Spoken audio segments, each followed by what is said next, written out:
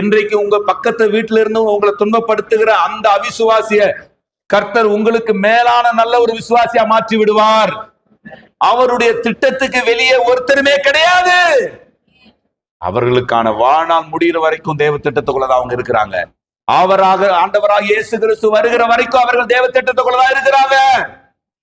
அப்படியானால் ரட்சிக்கப்படாத, அக்கிரமம் செய்கிற, விக்கிரகத்தை நம்புகிற, துணிகரமாய் வாழ்கிற அந்த பாவிகளே அவருடைய ரட்சிப்பின் திட்டத்தில், அவருடைய ஆசீர்வாதத்தின் திட்டத்தில் இருப்பார்களானால், அவரை அப்பா பிதாவே என்று ஆராதிக்கிற, அவருக்காக அநேக காரியங்களை தியாகம் செய்துவிட்டு வாழ்ந்து கொண்டிருக்கிற, அவருக்காக அநேக காரியங்களை ஒவ்வொரு நாளும் சிந்தித்து செயல்படுத்துகிற எம் மேலையும் உங்க மேலையும் அவர் எவ்வளவு நேசமுடையவராய் இருப்பார் என்பதை எண்ணி பாருங்கள்.